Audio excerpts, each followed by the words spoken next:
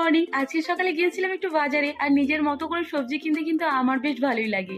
বরকে বললে গুটি কয়েকটা সবজি এনে দেয় যতটুকু বলা হয়। তাই মা নালে আমি সময় পেলেই বাজারে চলে আসি। তারপর গিয়েছিলাম একটা লেহেঙ্গার দোকানে। খুব সুন্দর সুন্দর লেহেঙ্গা ছিল। ভাবছিলাম এবার যখন বিয়ে বাড়ি হবে তখন এখান থেকে একটা লেহেঙ্গা কিনে এনে পরবো।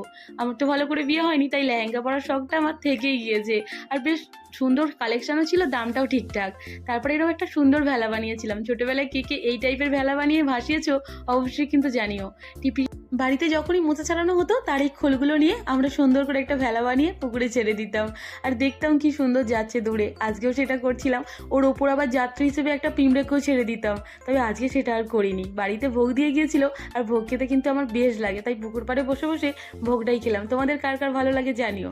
অনেকগুলো জামা কাপড়ও ছিল, আর বৃষ্টিও বোধহয় চলেই এলো, তাই জামা কাপড়গুলো তুলে নিলাম। আজকের মতো এই পর্যন্তই। গলার একটু সমস্যা হচ্ছে। টাটা সব।